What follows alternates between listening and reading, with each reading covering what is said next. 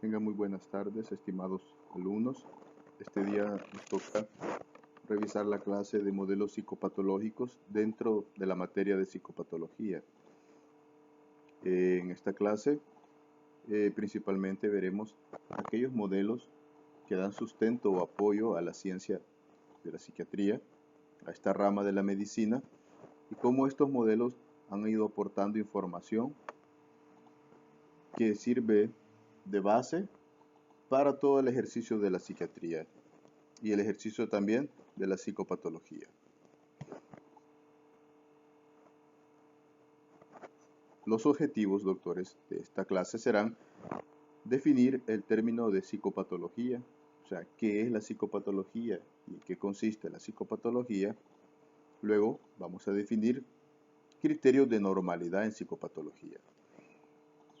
En este sentido veremos cómo entenderemos lo que es una norma o una normalidad.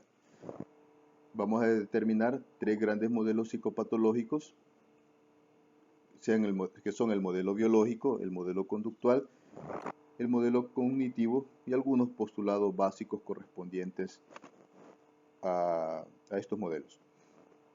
También al final vamos a definir qué es signo, qué es síntoma y qué es síndrome. Ya al final ustedes pueden hacerse una idea de cuál es la diferencia entre uno y otro.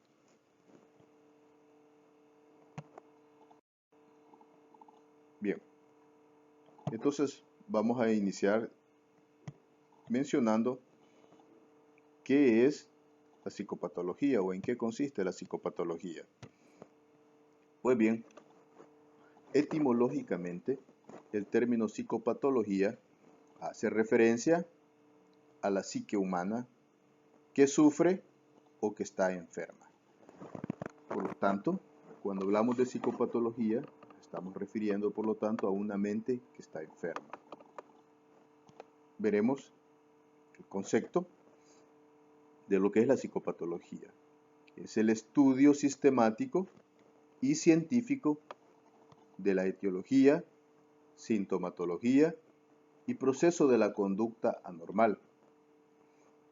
Entonces la psicopatología se encarga de estudiar cuál es el origen, cuáles son los síntomas y cuál es la conducta, cómo se manifiesta la alteración de la psique. Entonces la psicopatología va a estudiar los aspectos desviados o anormales del funcionamiento mental y la conducta humana. O sea que se encarga de estudiar, interpretar y buscar los orígenes de todos aquellos aspectos desviados o considerados como anormales del funcionamiento humano normal. Entonces, veremos que esta ciencia, por lo tanto, da los conocimientos básicos que nos sirven a nosotros para poder saber cómo se originó una enfermedad, cómo se ha desarrollado y sobre todo, doctores, cómo se ha manifestado en algo observable que es la conducta humana.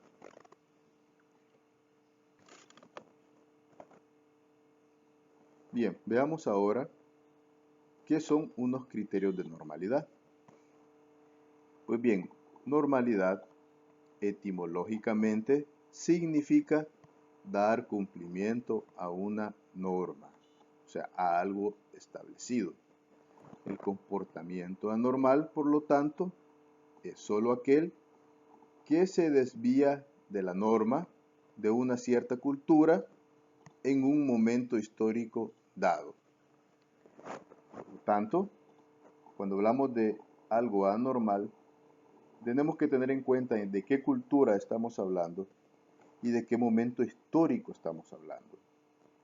No es lo mismo, ¿verdad?, un comportamiento o una conducta que se practicaba siglos atrás, como por ejemplo la venta de esclavos, donde era considerado que una persona que vendía esclavos no tenía ningún problema, era una conducta normal, típica, algo que en este momento sería una conducta totalmente anormal, que iría en contra de todas las normas establecidas en nuestra sociedad. Entonces, por lo tanto, para saber si el comportamiento es anormal, tenemos que considerar el lugar donde vive la persona. Si es un japonés, por ejemplo, tienen una forma particular de saludar a las personas de forma muy respetuosa, inclinándose, ¿verdad? Eso es algo totalmente normal. En la época actual aún se practica, pero que muy probablemente si un salvadoreño lo hace frente a otro salvadoreño, sería visto como una conducta extraña, fuera totalmente del contexto sociocultural en el cual nosotros vivimos. Por lo tanto, no olviden estos componentes que se refiere a la cultura y al momento histórico de lo que nosotros estamos evaluando. Bien, para establecer la normalidad existe lo que se denomina criterios de normalidad. Para entender el concepto de normalidad, debemos abordar el tema de la norma, tal como es usado en la actualidad, en el presente actual. Y existen dos significados del término norma. Veremos cada uno de ellos y en qué consiste cada uno de ellos. Entonces, el primero es el que se conoce como norma ideal y el segundo es el que se conoce como norma descriptiva o estadística modal. Entonces veremos en este momento estos criterios que establecen el comportamiento normal y tanto idealmente, que ya veremos qué es, y también descriptiva o estadísticamente.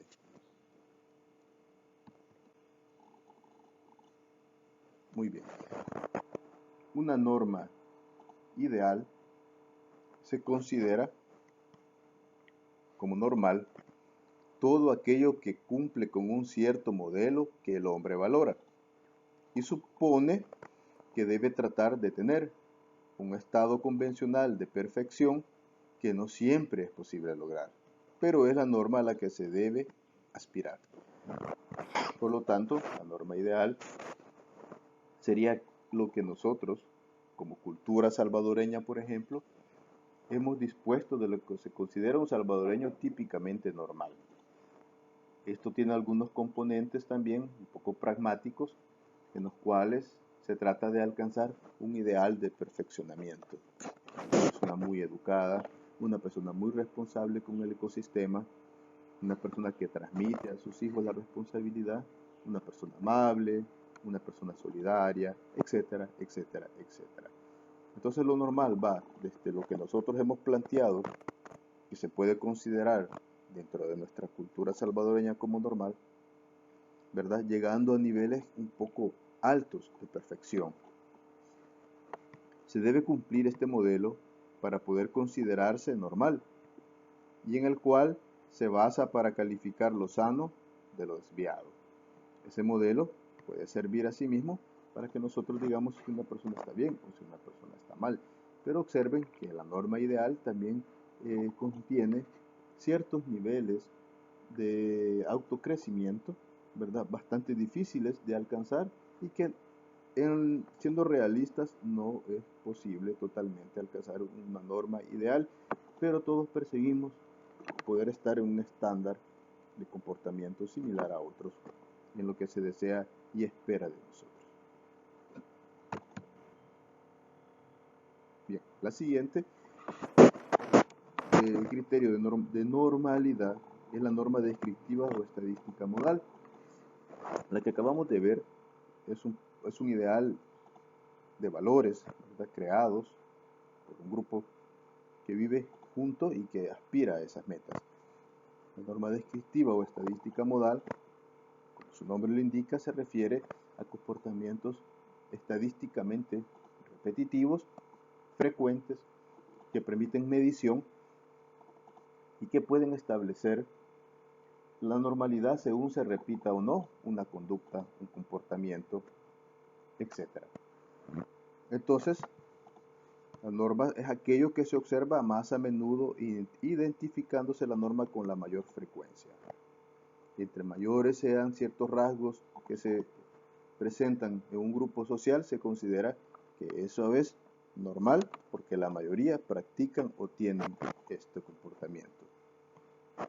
Entonces la diferencia en este caso entre normal y anormal es desde un punto de vista estadístico que mide cantidad, o sea, es algo cuantitativo. Las conductas, las personalidades, las capacidades y los rasgos se pueden medir a través de conductas de una forma estadística cuantitativa. Esto vendría siendo, doctores, como por ejemplo, cuando ustedes se someten a exámenes de admisión en un lugar y les hacen pruebas de test psicológicos, que lo que pretenden es establecer cuáles características tiene usted según lo que usted va marcando en los diferentes test psicológicos que se le hacen. Eso después se recoge en puntos. Por ejemplo, ¿cuánto punteó usted en la pregunta A? ¿Cuánto punteó usted en la pregunta B? ¿Cuánto en la C? ¿Cuánto en la D? No se ponen a leer cada una de las respuestas que usted dio, sino que sacan totales según la columna A, la columna B, la columna C, y eso lo pasan ya a paquetes estadísticos que le pueden arrojar cuáles son sus rasgos de personalidad. Eso ha sido estudiado ampliamente y puede determinar si una persona cae o no dentro de lo normal. Esto es lo que ya se conoce como la distribución de la curva de Gauss, donde lo normal es el rango medio, sería este de acá, el rango medio que está en el 90%, y los dos extremos corresponderían a la psicopatología, anormalidad o desviación, que serían los que están alejados de esta zona media de la campana de Gauss. Cuando usted le hacen estas pruebas, esperan que usted caiga en el 90% de las personas que arrojaron rasgos que si bien no son iguales, ¿verdad? Porque puede puntear en cualquier lado, son considerados que caen dentro de la normalidad. Y esta es la otra forma que hay para poder determinar la normalidad. Lo ideal es uno y lo estadístico es otro. Bien, pasaremos ahora a hablar sobre los modelos psicopatológicos. Recuerden que hasta este momento hemos visto el concepto de psicopatología, recordarán, es una alteración o estudia las alteraciones de la psique. De eso se encarga la psicopatología, de estudiar etiología, la sintomatología, entre otras cosas, de los trastornos de la mente humana. Luego vimos normalidad, que se considera normal, y vimos que habían dos criterios para considerar la conducta humana como normal. Uno es el criterio o norma ideal y el otro es la norma descriptiva o estadística. Dejando de lado esos temas, nos pasamos a los modelos psicopatológicos. Estos modelos psicopatológicos representan una orientación para explicar, en este caso, la conducta anormal e interpretan de un modo diferente la misma realidad. Entonces, cada modelo interpreta una misma realidad que estaría al centro, pero la interpreta según su línea de estudio. Entonces, hay diferentes líneas de estudio que interpretan una misma realidad, pero que le dan un toque personal a la realidad y una explicación específica según cada modelo. Veremos ahora los tres modelos que nos interesan en esta clase, que ya lo vimos, serían el biológico, serían el conductual y el cognitivo.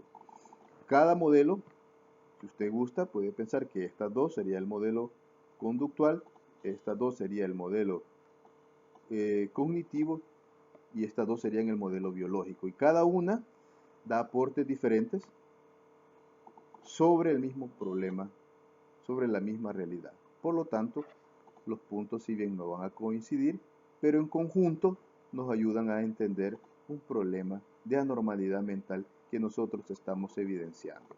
Recuerden, por lo tanto, que los modelos psicopatológicos dan sustento a nuestro conocimiento psiquiátrico, a nuestro conocimiento de anormalidad psicopatológica.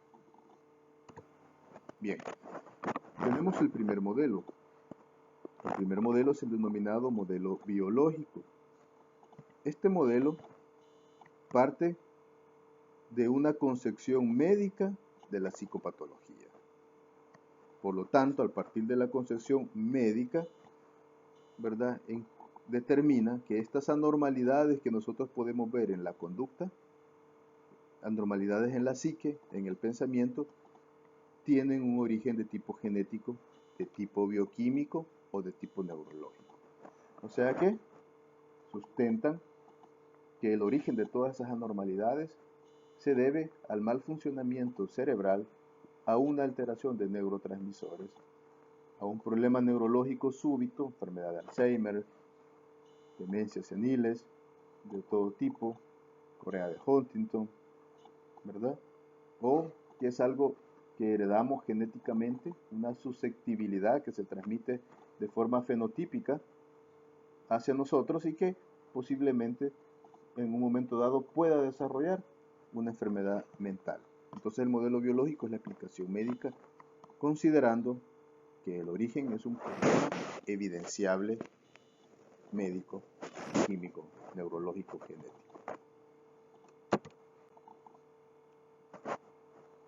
Los trastornos mentales, por lo tanto, se concluye desde el modelo biológico es una alteración del cerebro.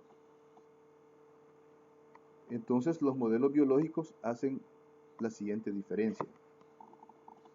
Refieren los modelos biológicos que hay trastornos mentales orgánicos. ¿Qué quiere decir con un trastorno mental orgánico?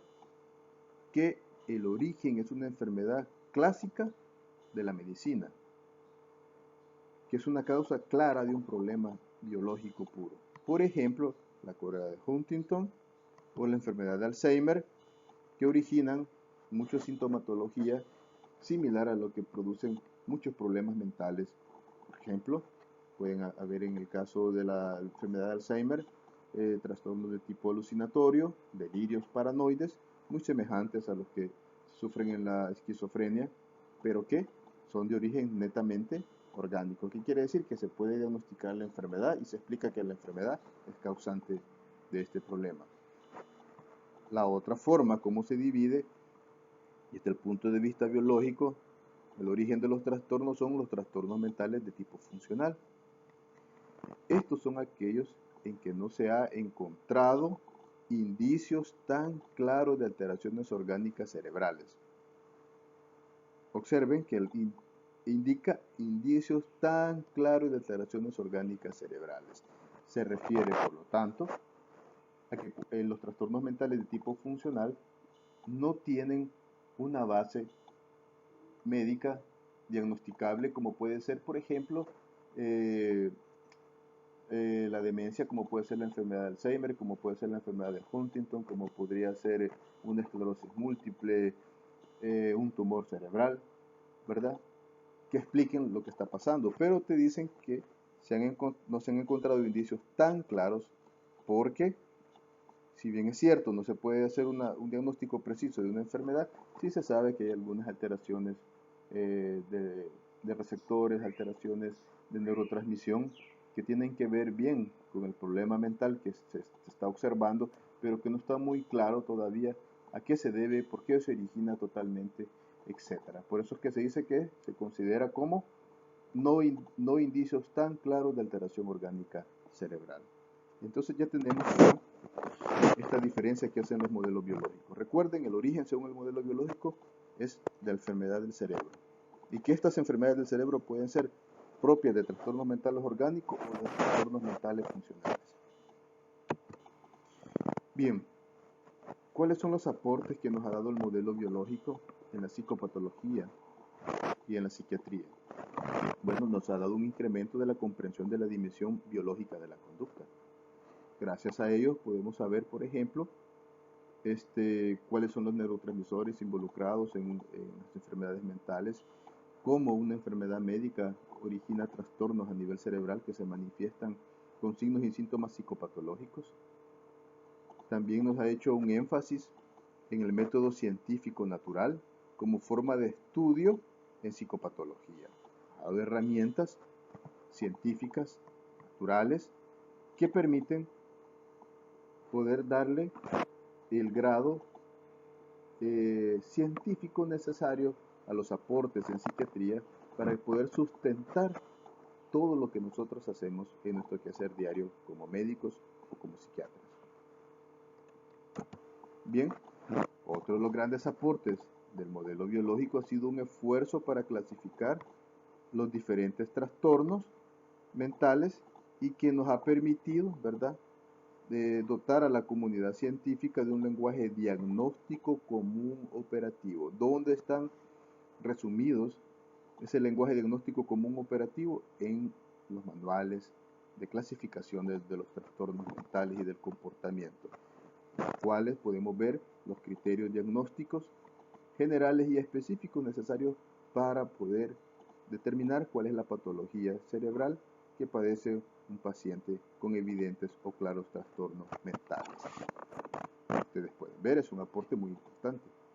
El otro aporte muy importante del modelo biológico es el descubrimiento de psicofármacos, hecho que ha representado una auténtica revolución terapéutica. El descubrimiento de psicofármacos ha dado un boom dentro de la psiquiatría y se lo debemos al modelo biológico, que se concentra en buscar mecanismos cerebrales, funcionales, fisiológicos, que nos permitan explicar los trastornos mentales. Y gracias a ese avance en esas áreas, tenemos manuales diagnósticos, tenemos medicamentos, tenemos una visión científica a la hora de la investigación. Muy bien. El siguiente modelo es el modelo conductual. Con este ya llevamos dos modelos que explican de alguna forma el origen, o sea, la etiología, la sintomatología, los tratamientos que se deben de hacer hacia las enfermedades mentales. El siguiente es el modelo conductual. El principio básico es que en este modelo se dice que la conducta desequilibrada que se ve en los pacientes con enfermedades psíquicas ha sido aprendida y consistiría en hábitos desadaptativos condicionados a ciertos estímulos. Por lo tanto, el interés fundamental se centra en la conducta observable. El modelo conductual se centra en ver un comportamiento, una forma de ser, una forma de actuar evidenciable y que al mismo tiempo sea medible y no en procesos inconscientes biológicos. Observe que en este caso el modelo conductual no se preocupa tanto por la forma de pensar, no se preocupa tanto por la carga genética, por la susceptibilidad que usted heredó, sino que se concentra en estudiar cómo usted ha aprendido ciertos hábitos a través de su vida. Y sobre todo le interesan los hábitos desadaptativos. Entonces, ellos han creado dos tipos de condicionamientos que explican cómo usted adquiere sus hábitos, ya sean positivos, ya sean negativos. Entonces, el condicionamiento clásico es aquel que dice que usted adquiere ciertos hábitos o conductas debido a la exposición de algunos estímulos sobre los cuales usted no tiene ninguna influencia. ¿Qué quiere decir? Que estos estímulos ocurren independientemente de usted. Aquí, como ejemplo, usted puede ver a este niño que es expuesto a una rata. Al principio no hay temor, ¿verdad? El estímulo es neutro, el niño no quiere hacer nada con la rata. Luego golpean con un martillo, una estructura de hierro, y el niño llora por el miedo que le dio el súbito sonido del golpe. Posteriormente, el niño lo siguen exponiendo a la rata y siguen golpeando con el martillo, ¿verdad? Produciendo miedo y más llanto. ¿Qué es lo que logran con esto? Condicionar la imagen del ratón con el miedo. Después, el niño finalmente ya no necesita que le golpeen el martillo sobre una estructura de hierro, sino que simplemente basta con que le pongan el ratón para que él reaccione con llanto y con miedo. Este es el condicionamiento clásico y todos los seres humanos desde que nacemos estamos expuestos a una serie de estímulos que nosotros no podemos controlar y vamos aprendiendo un montón de conductas y de hábitos gracias a la exposición de estímulos y cómo influyen en nosotros y nosotros damos una respuesta ante esos estímulos. Así, hemos aprendido muchas cosas, como el vestirnos, como el saludar, el alejarnos de algo que nos puede causar daño, algo como por ejemplo una cocina caliente, o cuando vemos el fuego encendido de la cocina, ¿verdad? Ya no nos acercamos ahí. Lo hemos ido aprendiendo de un condicionamiento clásico. ¿Cuántos no se habrán quemado sus manos? ¿Cuántos no se habrán comido algo picante y creado un ardor, una quemadura a nivel de la mucosa del bucal? ¿Verdad? Y a través de eso aprendimos con un condicionamiento clásico a no volverlo a hacer. Bien, este modelo conductual tiene también o ha creado también la teoría del condicionamiento operante. El condicionamiento operante se diferencia del condicionamiento clásico en que en este usted opera sobre el medio que le rodea. Significa que usted hace algo en el medio para obtener algo que usted quiere, ¿verdad? Entonces, usted necesita estímulos y usted opera sobre esto. Por ejemplo, usted sonríe cuando entra a un lugar para tratar de que la otra persona se sienta agradable con usted. Usted saluda con el objetivo de que la persona que lo va a entrevistar lo vea a usted como un ser humano educado. Usted está operando sobre la persona que tiene enfrente. Entonces, dependiendo de los refuerzos que usted reciba de lo que usted hizo frente a lo que usted pretendía, entonces si el refuerzo es positivo, es muy probable que usted vuelva a repetir la conducta. Por ejemplo, usted desea que sus padres le compren, qué sé yo, un carro, usted desea que le compren un carro y usted se esfuerza por ser una buena persona, un buen estudiante, saca buenas notas y su padre le refuerza positivamente diciéndole que está orgulloso de usted y lo premia con un carro. Con este refuerzo positivo, lo más probable es que usted continúe toda su vida siendo una persona educada, amable, que se esfuerce constantemente por lograr sus objetivos. Ahora bien, si usted se esfuerza mucho, está usted acá, se está esforzando mucho, está tratando de operar, de causar algo sobre sus padres a través de la conducta que usted tiene, pero su padre le dice algo así como, mira, a mí no me interesa si eres médico, no me importa, ni tampoco te voy a comprar nada, probablemente usted, ¿verdad? Con este refuerzo negativo no vuelva a comportarse ni cariñosa ni amablemente con su padre. También existe otra forma de poder anular algunas conductas suyas como es el castigo, ¿verdad? Usted llega a la casa, se quita los zapatos, los deja en una sala y su padre o su madre muy molesta llegan a llamarle la atención y le dicen que ese día usted no puede usar sus videojuegos, no puede y estará 3 días castigados. Con este castigo es posible que usted se extinga su conducta, ya no vuelva usted nunca más a dejar sus zapatos ahí y de esta forma usted, con este refuerzo de castigo, usted lo que va a hacer es que va a operar en el medio. ¿De qué forma? Ya no va a dejar los zapatos, sino que los va a guardar en el lugar correspondiente y observe cómo usted puede operar en el medio, ya sea para obtener beneficios o para evitar castigos. Y ese se denomina condicionamiento operante.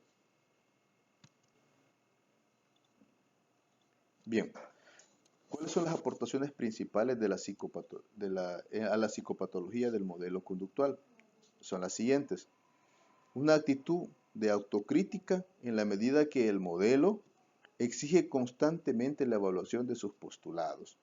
Se refiere a que este modelo de forma muy frecuente reevalúa las teorías que ha formulado y le va dando siempre un tinte diferente y va modificando. Entonces esto es un aporte valioso, ¿verdad? Porque nos permite reevaluar constantemente toda la evidencia científica disponible para la psiquiatría y que es necesario, nos dice, reevaluar, reevaluar. Y también una gran cantidad de técnicas de intervención que se ha generado de este modelo. Por ejemplo, aquí les traigo un ejemplo de un paciente que siente fobia a las arañas. Entonces, como él posiblemente adquirió de forma condicionada o de forma, un condicionamiento puede haber sido clásico, por así decirlo, y adquirió un miedo a las arañas, entonces este nos dice que lo que hay que hacer es desensibilizarlo y ustedes pueden ver que se está exponiendo a través de una cámara que tiene acá en sus ojos imágenes de lo que él tanto teme para que se le vaya quitando el miedo y el temor que adquirió, ¿verdad? En este caso, imaginémonos el niño que ya no podía ver las ratas, ¿verdad? Y que crece con una fobia a las ratas. Lo que hay que hacer ahora es cambiar esta conducta. ¿Y qué hay que hacer? Quitarle el miedo. ¿Qué sería aquí en vez de la araña? Una rata. Y el niño al ver la rata debería de ir lentamente quitándosele el temor y el miedo. Estas técnicas son muy valiosas, son muy utilizadas a nivel mundial y han sido gracias a los modelos de tipo conductual. Bien, otro componente importante es que nos dio una relevancia o nos hizo ver la importancia de los factores ambientales en el desarrollo de los trastornos mentales o de las conductas anómalas o patológicas. Este modelo nos hizo ver que el ambiente que rodea a los sujetos tiene la capacidad de actuar mediante diferentes mecanismos, alterando la conducta de una persona, ¿verdad? Y que hay que ponerle atención a estos factores ambientales. También la posibilidad de establecer un puente entre la psicopatología y la psicología experimental. O sea, ya no solamente nos ayudó a, a poder describir los síntomas y los signos de un paciente con trastorno mental, sino también nos enseñó a que podemos experimentar con muchas técnicas psicopatológicas sobre los trastornos mentales y podemos llevar a esto un paso más allá. Como ustedes vieron, en el ejemplo que les puse del niño que se les causaba miedo y temor, muchos experimentos a nivel mundial se han basado en estudios similares, ¿verdad? Tanto en animales como seres humanos.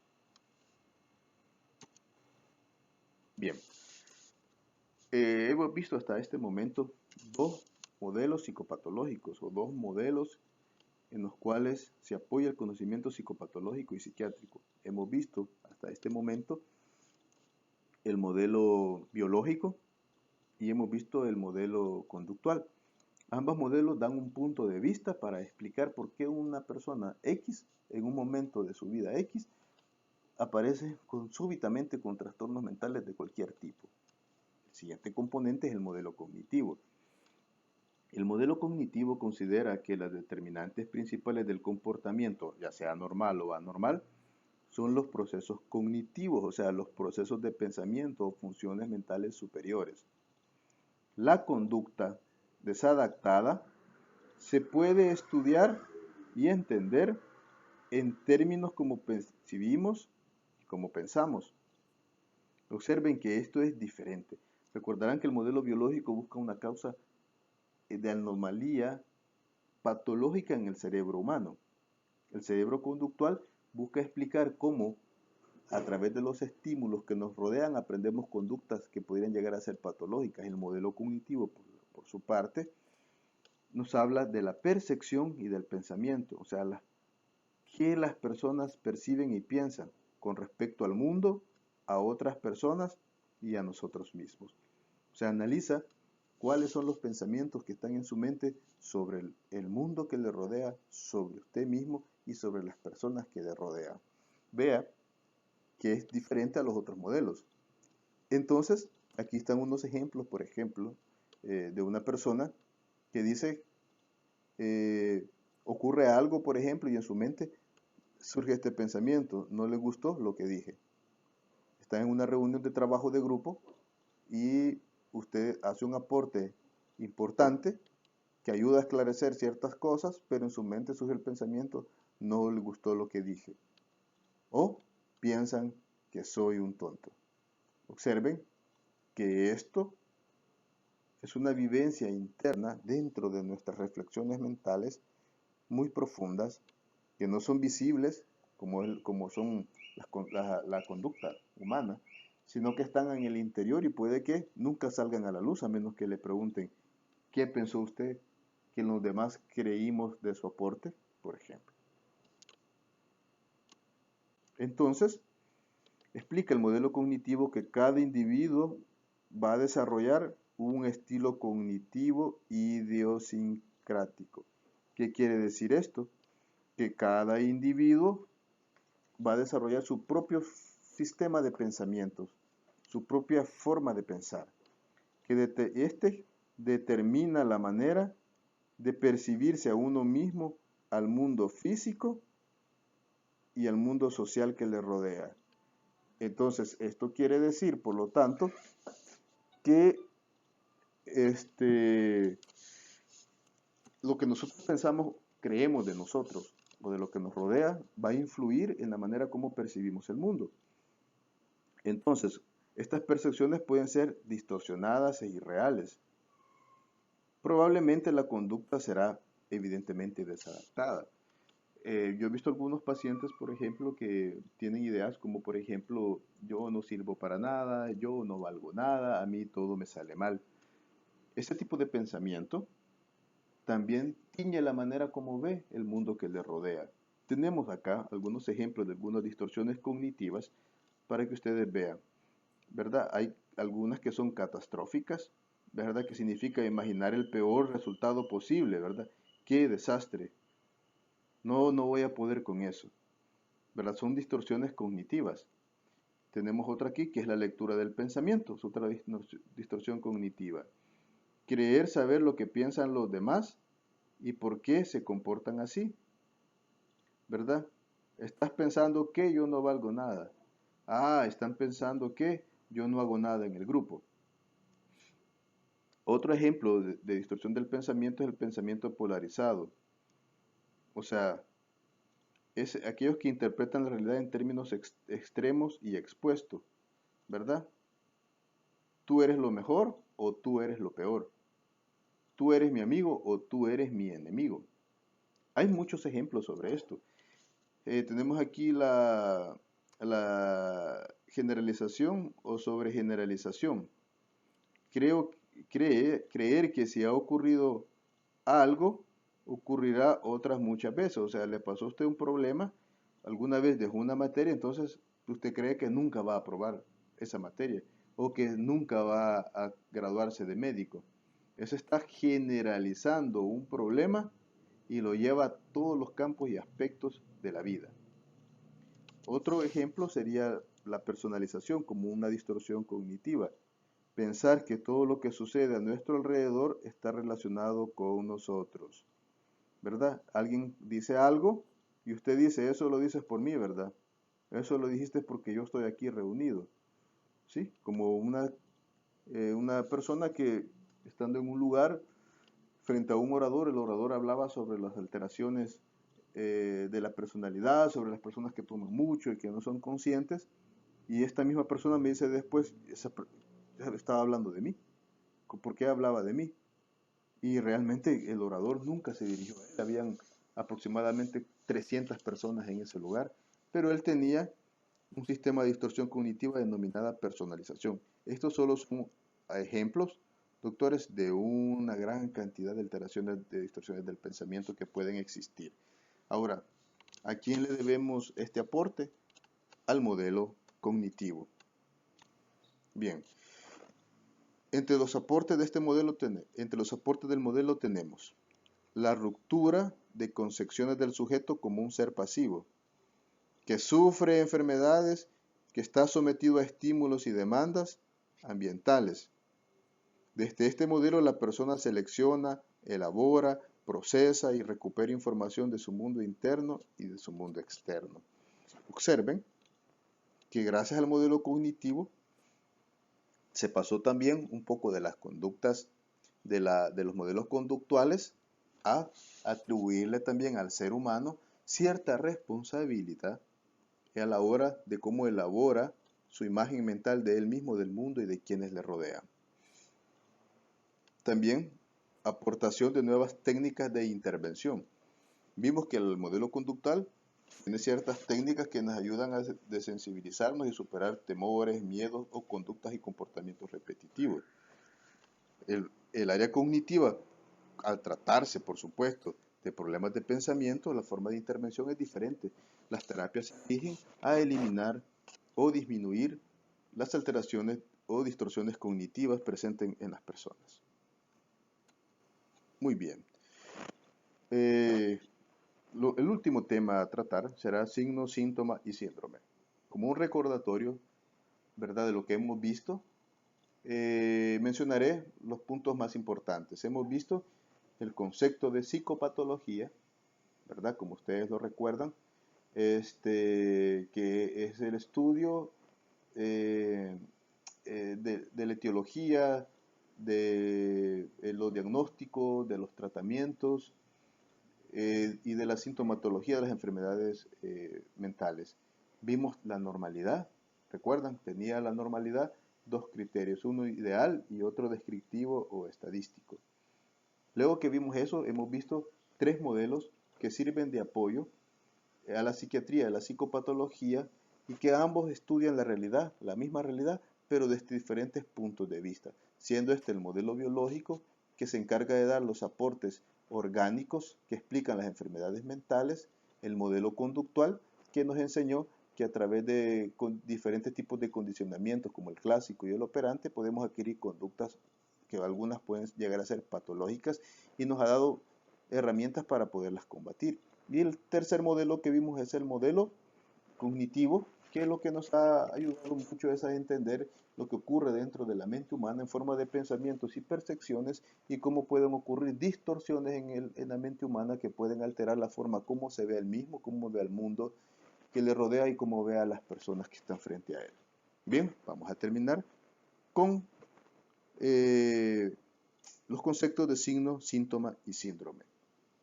Dentro de la psicopatología se manejan estos términos igual que el resto de las ciencias médicas. El signo se define como una manifestación objetiva de un proceso o estado patológico. ¿Qué significa entonces? Que los signos son observables objetivamente, los podemos ver. No necesitamos que alguien nos diga está o no está, porque nosotros podemos detectarlo sin que el paciente nos manifieste totalmente que tiene el problema. Ejemplo sería una inquietud motora, una persona que se levanta, camina, deambula, una persona con un estado de agitación. Por ejemplo, un estado de agitación, una persona que corre, quiebra vidrios, se golpea contra las paredes, se agrede a sí mismo, ¿verdad? Es un signo, no necesito que nadie me lo diga, yo lo estoy viendo. Igual un temblor corporal, igual el pulso, es un signo porque no necesito que el paciente me diga que tiene un pulso, yo le pongo los dedos y lo detecto. También la temperatura es un signo, ¿verdad? Yo lo puedo medir. La taquicardia, o sea, el aumento de la frecuencia cardíaca, es otro signo. Entonces, los signos son aquellos que tienen una manifestación objetiva y que yo puedo observar. Bien, entonces veamos el siguiente. El siguiente es un síntoma. El síntoma tiene un carácter ya subjetivo, o sea, es algo muy interior de la persona. Está adentro de él y objetivamente será difícil para mí llegar a él si no interrogo o entrevisto a la persona. O sea, son manifestaciones no observables directamente. Solo puedo obtener datos indirectamente. Por ejemplo, una persona con una alucinación auditiva. Aunque yo sospeche que tiene una alucinación auditiva, no sabré si ese síntoma existe hasta que no le pregunto y lo evalúo en el paciente, hasta que no le digo al paciente, ¿está usted escuchando alguna voz? ¿Está usted viendo algo aparte de nosotros acá? La astenia también, ¿verdad? Que es percibido por la persona como una falta de energía, de voluntad. Si la persona no lo dice, es muy difícil que me dé cuenta que existe. Si no lo pregunto, no lo evalúo, difícilmente lo obtendré. Igual que la tristeza. Si ustedes pueden ver aquí en la imagen que les he puesto de la tristeza, observarán a una persona que sostiene una cara alegre. Esta cara alegre de la persona puede estar escondiendo detrás un estado depresivo. ¿Cómo me voy a dar cuenta? Preguntando e interrogando. He tenido muchos pacientes que han entrado a la entrevista saludando, con una sonrisa, y cuando la entrevista inicia y después de un pequeño rapport, súbitamente inician a llorar, inician a expresar una serie de ideas de tipo denigrantes, desesperanzadoras, etc. Entonces el síntoma, recuerden bien, es muy subjetivo, no observable directamente. Ejemplo, una alucinación auditiva, una astenia, una tristeza, que me toca a mí preguntar para ver si está presente o no. Bien, el síndrome es una combinación entre signos y síntomas que aparecen en un determinado cuadro psicopatológico, un determinado conjunto de signos y síntomas que los unimos, pero que pueden estar en diferentes cuadros o en diferentes diagnósticos, pueden tener signos y síntomas muy similares. Por eso se le llama síndrome. Voy a poner un ejemplo de lo que sería un síndrome en psiquiatría. Un síndrome ansioso, una persona que manifiesta ansiedad, que manifiesta angustia, palpitaciones, sudoración, molestias gástricas, sensación de pérdida de la conciencia, calofríos, temblor en manos, diferentes tipos de parestesias, dolores en diferentes partes del cuerpo. Todos esos signos, ¿verdad? Y cualquier otro síntoma que yo detecte, por ejemplo, un síntoma podría ser, todos los signos que yo detecte, por ejemplo, es observable el temblor, es observable la sudoración, y luego los síntomas que yo detecto, ¿no? Como lo que me está expresando, siento mucha angustia, mucha ansiedad, etc. Observen que ese grupo de signos y síntomas que yo les he comentado en este momento, nosotros en psiquiatría los podemos agrupar en lo que se denomina síndrome ansioso. Ese síndrome ansioso envuelve, ¿verdad?, una gama inmensa de enfermedades ansiosas, como cuáles: trastorno de ansiedad generalizada, trastorno de pánico, trastorno de estrés postraumático, fobias de cualquier tipo, ¿verdad?, etcétera. Entonces, eso es un síndrome, una serie de síntomas y signos que yo voy agrupando, pero que pueden estar manifestándose en diferentes patologías. ¿Y cómo la diferencio? Por los criterios diagnósticos. Eso me ayuda mucho, ¿verdad? Eso lo veremos posteriormente cuando ustedes ya estén en psiquiatría y empiecen en la clínica psiquiátrica. Entonces, estimados doctores, esta era la última diapositiva, ¿verdad? Esta es la bibliografía correspondiente en la cual ustedes pueden consultar. Se le abrirá el foro para que ustedes, después de escuchar, de ver y escuchar la clase, hagan los comentarios que así consideren pertinentes. Ha sido un gusto y un placer, y nos vemos en la próxima y nos escuchamos en la próxima clase.